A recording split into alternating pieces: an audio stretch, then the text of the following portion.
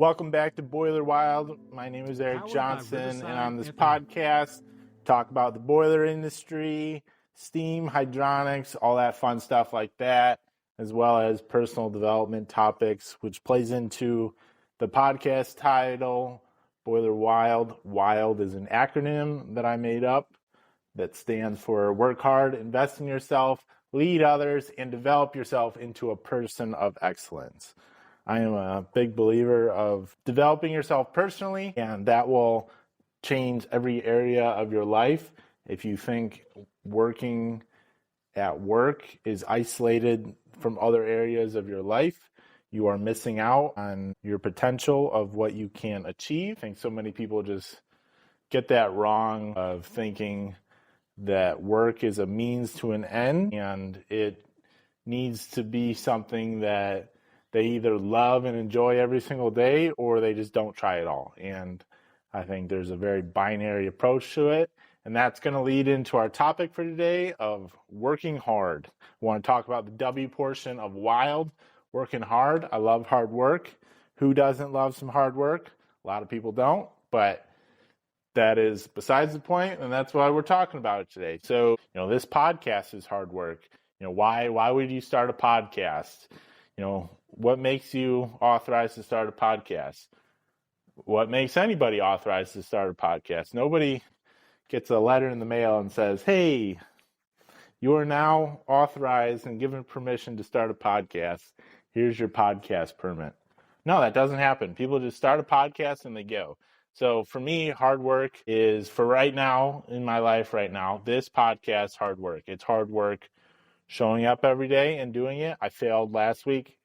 Not a great start to a podcast. I skipped days for many reasons, but I failed. That's on me. And it is difficult for me to talk. As you may notice, it is not super hard to tell that I am not the most eloquent person. And I'm starting this podcast because it scares me, because I hate talking. I am not a communicator. I think thoughts, and I have a lot going inside of my brain, but actually speaking words that make sense to people is difficult for me. I am not, I can never be a comedian, not because I couldn't be funny or something like that, but because I'm not quick-witted. And maybe that's something you can learn, but, if somebody, shoots a hotline at me and I need a quick comeback, I don't have that. That's not who I am. I'm not that person. I'll come up with a quick comeback 2 hours later after I replayed that scenario in my mind 30 times. But in the moment, I don't have a quick comeback. And, some of my friends, some people I know, they'll be like, why are you silent? Or, why don't you say anything? Or, why don't you talk more and all this stuff? It's because I don't think I have anything to say, and I didn't have anything to say in that moment. So here we are talking out a podcast to all my 10 listeners out there, and I appreciate every single one of you. You got to start at zero. This podcast scares me, and while this isn't the hard work of manual labor, it is hard work. Let me tell you, I've never realized how hard it is to have a conversation by yourself out loud. I can have conversations in my head all the time, and I can mutter to myself all day long and tell myself I'm the greatest thing since sliced cheese.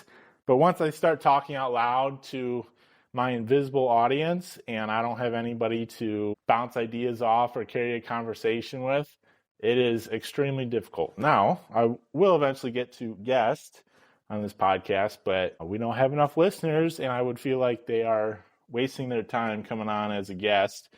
So maybe we can get to 20 listeners by the end of this week. But, I don't really care about who listens and who doesn't listen. This podcast is not to get fame and fortune and sponsorships and all that fancy jazz from podcasts. I think if you start a podcast to become famous, then you are doing it for the wrong reasons. Like I said, I'm starting this podcast and I am talking to get better at speaking, at communicating, at not saying filler words, so, pauses, all that kind of stuff. And that would develop other areas of my life, such as talking on camera, talking in front of audiences. There are people that can write 5 small phrases on the wrist and go up and give a 30-minute speech in front of 1,000 people. That can come naturally to some people. Most people, that's hard work. The studies show that most people would die rather than do public speaking. And that's how much it scares people. So I'm a big believer in doing what scares you. Not that this podcast scares me particularly, but it is something that makes me uncomfortable. And that's why I'm doing it. I want to be uncomfortable. Uncomfortable leads to growth, and growth changes your life in ways that you can't predict, but everybody needs to be a better communicator and to be a leader, to start a business, to grow a business. Communication is essential. You can have the best product, you can have all the best skills, you can do everything yourself, but if you can't lead others and communicate, you're never going to grow beyond yourself. And so on that note, working hard. But on the opposite side, when you mention hard work, people go immediately to setting up concrete forms or, pouring concrete, or in this case with boilers, we are cleaning soot out of a boiler, or doing refractory work, or welding pipes together. Manual labor, and manual labor has varying degrees of hard work. There is the brutal hard work of, hey, I need those 100 pieces of pipe picked up and carried up the building because, we don't have an elevator and they don't have a crane access or whatnot, and you just need to carry 20 pieces of pipe up 6 stories. That's just hard work that there's no easy way to do it. There's 0 ways to get those pieces of pipe up the building unless you carry them up. I remember I had an internship with a mechanical contractor during college, and I would go out and visit job sites, and there was this site where they were renovating like 23rd through 26th floor, and it was a mechanical contractor I was working for. So I would just go out there, look, measure duct work, see how it's progressing. Internship work, nothing critical. I didn't know anything. And it was just cool to see people working and, what they were doing. But one day I showed up and there is stacks and stacks of drywall, 4x12 sheets of drywall. And I'm looking around and I'm like, man, how did they get all this drywall up here? And I was looking, I'm like, man, you can't crane it up. It's, the 24th floor in the middle of a city. And then, you look at the elevator. So then I asked somebody and they're like, oh, yeah, the drywall people, they work at night so that they can have exclusive access to the elevator, and they bring in 4 sheets and they can, scoop them in sideways in the elevator and lean them in a way that they can get a 4x12 sheet into the elevator and bring the elevator up and then carry them out and stack them. And that is just straight hard work. There's no easy way to do it. You can't engineer how to, get drywall up to the 23rd floor of a building. It's just, you got to pick it up, put it in an elevator, push the elevator, ride it all the way up, and unload it on the floor. And that's hard work. It's not the funnest work. And I think a lot of people would say, oh, that's below me and that's not for me. But I think a lot of that builds character and makes you resilient to other challenges in life. And it puts perspective. So in the boiler room, I would say some of my hardest days, I used to be a service technician before I started boilering. I think some of my hardest days were the ones that I would just have my main tool bag, maybe my combustion analyzer, a light, and my thoughts. And I would sit there and work through seemingly endless amounts of problems that I didn't know the answer to fix problems. And we all know customers call, hey, my boiler's not running, or, this is going on. A lot of times they would think, it's just one problem to fix. because, why would there be more than one problem? And you go there and then you find, this is wrong, and this is wrong, and this is wrong, and this is wrong. And you start going down this list. You're like, man, how is all this stuff wrong? But you start to go down this list of problems that you have to solve to get this big problem solved, which is, hey, the boiler needs to run right, or, we don't have enough steam pressure, or this is wrong. Whatever the scenario is, it doesn't matter. And all that thinking, like that is the days that I go home and I listen to no music and I park in my driveway and stare at my neighbor's house for an hour and wonder what just happened. Like, it's not physical work, it is mentally difficult. And those are the days that you want to scream at the wall. I would want to scream at the wall and just scream of like, why am I doing this? Like, why?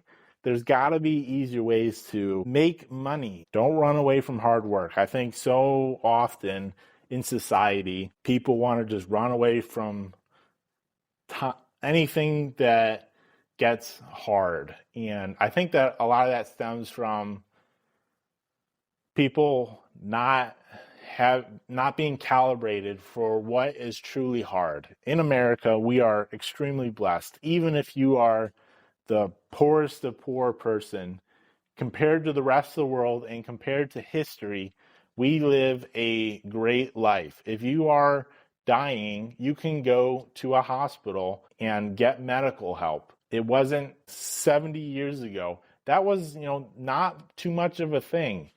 100 years, 50 years, 70 years is not that long in history to pass for how much technology and improvement we've made as a society. If you were, in the middle of Kansas and, you had an injury to your arm and you were bleeding out, that's it. You're probably dead unless you can figure it out yourself. But, if you can make it to the hospital, they can probably help you and save you. We have greatly improved in America of the standard of living versus the world and then versus history in the last 50 years. There's this constant saying, and people throw it around like, oh, nobody wants to work hard today. All these kids get trophies for everything that they do. And, you get a 10th place trophy and all this stuff. And, I played sports growing up and I can remember getting some participation trophies, but it was more like, hey, like, have a great season. I don't think there was any championship trophies. I played some rec league baseball and we did, the city, World Series or whatever. And there was a little trophy for that. That was cool. But I don't think, other than like the runner up, I don't think there were any trophies at that point for anyone else. And that was 6th grade, 5th grade. I forget what it was, but not a very high level part of baseball. And that would be early 2000s. And I would say, I'm a millennial, so that's the generation that supposedly doesn't want to work hard. And I think while that may be true, the participation, I haven't experienced that. I don't have kids. I don't know like a ton of people with kids, so I'm not in that world, but I think it more stems from parents wanting to pave every obstacle in their path for kids, which, you can go to the extreme and, they call it helicopter parents, or you can go to the other extreme and be totally absent. But every parent or most parents want a better life for their kids. If the dad, works at a factory and works 12-hour days every single day. He'll work, his whole life seemingly for his kids just to get the opportunity to go to college and to get a better job than him so that they don't have to work in a dirty, hot factory like him. That's kind of what it was for, the people, the baby boomers and the generation after that of hey, like, we don't have to do all this manual labor. I want my kids to have a better life than me. And once you get to a point of paving down all the problems of your kids' lives and they get through high school or even college, not truly struggling or not having to think for themselves and problem solve, and somebody's always there to give them an out. When you start in the real world, and we're going to put this in the context of boilers, if you're a service technician, operator, something, you go into a boiler room. Boiler rooms are full of millions of data points of stuff that could be wrong and to look at and all this stuff that you have to take in. And if somebody presents a problem to you and there's no easy button, there's no, hey, we have a pipe leak, you fix pipe. The problem is bigger than something's broken, I fix broken. Some of the hardest problems are the customers that say, hey, something's not really right. Randomly, we'll lose steam, but all the boilers are running. We don't have enough steam for our process. Everything seems to be running right, but we don't, something's changed. And you go up and you show up and you look at the boiler room and you're like, yeah, everything seems correct. And, there's nothing that's broken. And the problem is beyond see broken, fix broken, which is hard to fix. And that's hard work. And when people are presented that scenario and they've never had to truly problem solve or move drywall up to the 23rd floor, that leads them to think hard work equals bad. This is bad. And the brain tells them, I want less of this. Our bodies are not conditioned for hard work. And I think, naturally our brains run from anything hard. Everybody wants a life of ease. Everybody wants to retire and drink margaritas on a beach and do nothing. And that gets into the whole other topic of humans need purpose. But if the first time you see actual hard work, which is either physical hard work or mental hard work, is in the labor force and you are, 24, 23, let's say you went to college, it's going to feel weird. It is going to feel not normal. And that normally leads to people quitting and finding something else or saying, hey, this isn't for me. It's hard.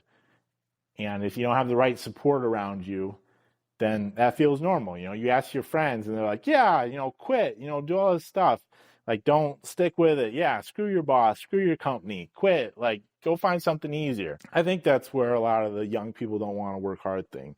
I know there's companies out there that love to hire farm kids because they know how to work hard. And I think farm kids are just calibrated differently, not because they know anything different than anybody else, but because they are expected to help on the farm from a very early age. And that calibration, when they start hitting the workforce, if they get out of farming and, get a different job in a different industry, their calibration of what actual hard work is so much higher than everybody else that maybe, they're getting the first job that they've ever had, at 24 or whatever.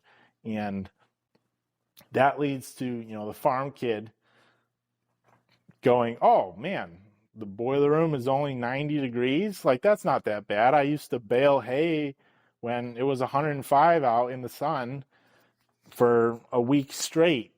And, if that's their hard work, then carrying some drywall up an elevator in a air conditioned building will be simple for them. I think, the easiest way to think about this also as well is, you got the crabs in the pot boiling. There's that scenario of if you slowly heat up the water, the crabs don't know the water is heating up. If you jump in the shower and the water is super hot, you jump out, ouch, that's hot. You're not used to it. But if you jump in the shower and the water's lukewarm and you just slowly turn up the temperature, you get to the same temperature that you would say, ouch, that's hot. You slowly turn it up because you get used to it. I think the same thing is with hard work. You get used to solving mental problems. You get used to solving physical labor problems, and your standard of hard work and what you think is normal in your life begins to rise above what other people think is normal or run from. And that's where I think in my life, I'm always looking for a challenge and want to challenge myself, because we as humans grow through challenges. And I think, like I said, this podcast is a challenge for me. Talking is a challenge. Communication is a challenge. Public speaking is a challenge. And that is all hard work. And if you want to grow personally and in your career and get better, get the raises, earn a little bit more money, everything is possible in your life, but you have to put in work. And a lot of that is hard work. And sometimes you just have to put in the year of suck. And I put in many years of suck. I would always volunteer for overtime. I would always, work late and, all this other stuff. Typical stuff, when I talk to my friends, they'd be like, oh, you work too much. I remember a friend telling me, a friend of a friend, they were like, oh, this friend would work 40 hours on the dot every single week. And something came up and they ended up having to work 45 hours. And this is a married couple, and they thought 45 hours was the most, like, their whole life was changed. Like, they didn't have time to cook dinner, and, they were so busy and all this stuff. And I'm like, 45 hours? Like, that is like just a normal week. Like, we have so much time in the week. Working 45 hours is, not a ton of work. And, an extra 5 hours of clocked in work for the week should not throw off your entire schedule.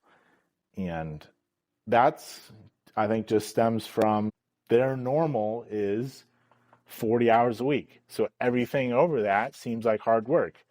You ask people to wake up early. If somebody wakes up early at 5 a.m. and drives an hour to work, say they leave at 6 a.m., get there at 7, and they do that every single day for 10 years. That's normal. And then you ask somebody else that wakes up at 8:30 and rolls into their office at 9 a.m.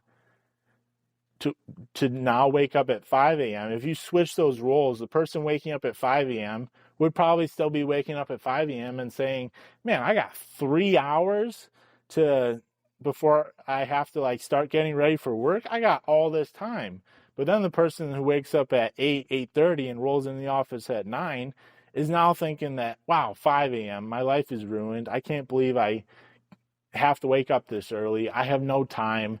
This sucks and all this stuff. It's because your standard of calibration of hard work is off. And I will start wrapping this up, but we as humans crave purpose. And a lot of that purpose comes from doing hard things. And learning new things is hard. I see it all the time with trying to teach people about boilers and steam and hydronics. Learning is hard work. There is no accident why we start going to school at 4 years old, 5 years old, and it takes us till 18 to get through school. Like, if learning was easy, we would just throw kids in school, a couple years, you're good to go. You know everything. Nope. That's not how it works. And we as humans are not computers. We do not download information and just store it and recall it at 100% efficiency. It takes work to build up our short-term memory and turn that short-term memory into long-term memory connections. That's a different topic for another day of how humans learn, but building those long-form connections and those habits is hard work. And just because it's hard work doesn't mean you should run from it. If you run towards hard work, if you take on the big hairy challenges, if you do the hard jobs, if you embrace the suck for a period of your life, I think you will become I know you will become a way more valuable employee. You will be amazed at what you can achieve in your life, And even if you don't get paid more and don't get more raises, your character development will eventually pay off if you are a driven individual. And you can look back, like it's so easy to be in the moment and say, this sucks, I hate this is the worst thing, and quit. But if you stick with it and then a year later you look back and you go, man, I can't believe how far I've come. That's, I think, the best way I've kind of learned this is, when 2016, I went out to Yosemite National Park. And if you don't know, Yosemite Falls is this like giant cliff. And there's this trail. And you would say, I don't remember how long the trail is, but it was less than 3 miles, 5 miles, not super long, but crazy incline to get up there. And it's just a bunch of switchbacks. And looking at it from the ground, you would think it is impossible to climb to the top of Yosemite Falls. Like, there's no way.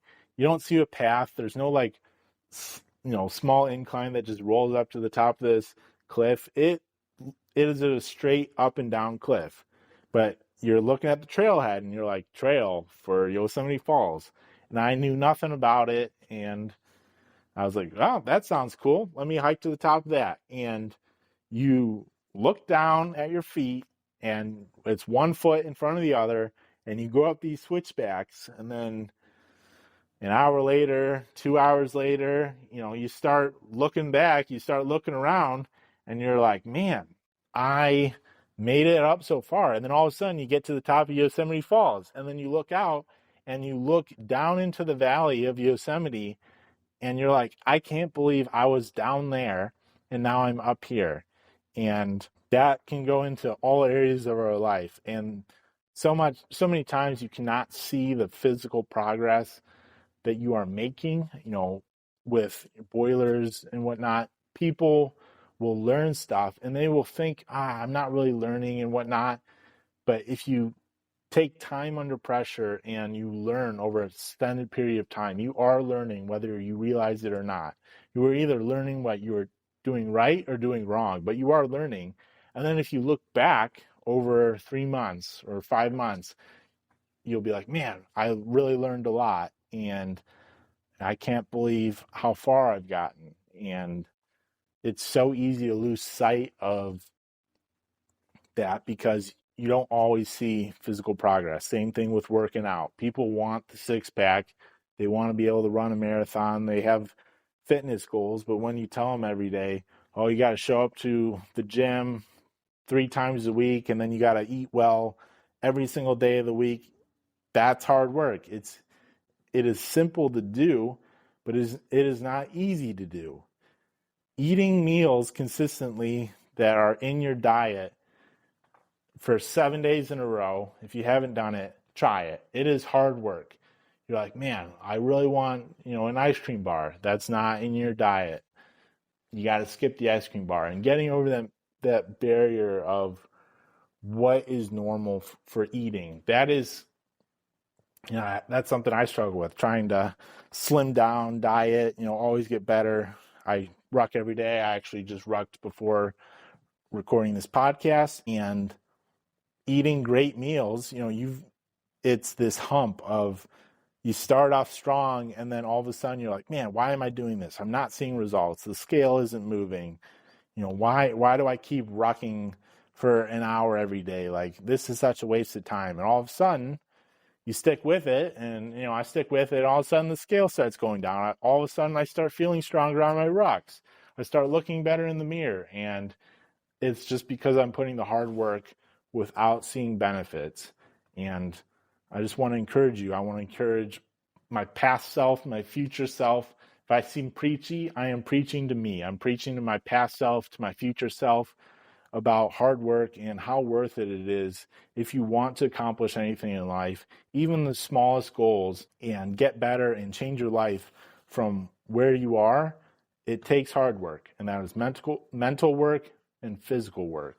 And I will leave you with that. That is just viewpoint on hard work.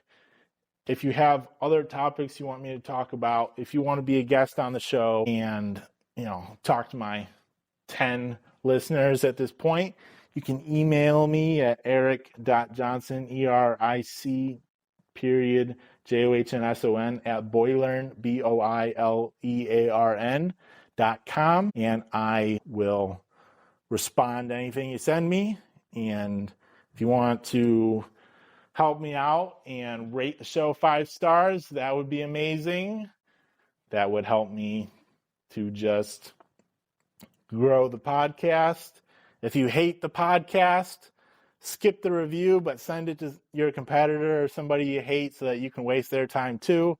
And maybe they'll love listening to this and hear me rant about hard work.